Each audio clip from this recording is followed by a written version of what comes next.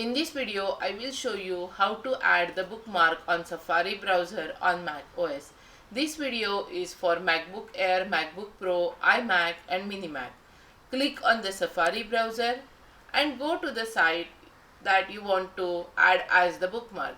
For example, if I want to book the Amazon.com as the bookmark, I will go to the Amazon.com site and click on the button here. You can see the share button here.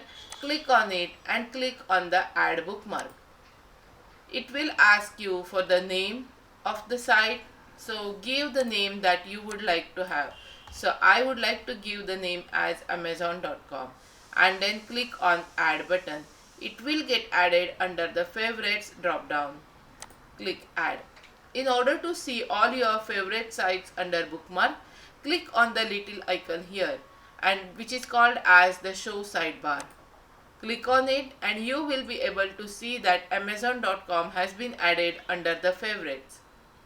If you want to delete any site from the favorites, right click on it and click on the delete option and it will be removed from your bookmark. If you do not want to see the sidebar and if you want to hide it, click on the hide sidebar button again and the sidebar will be hidden.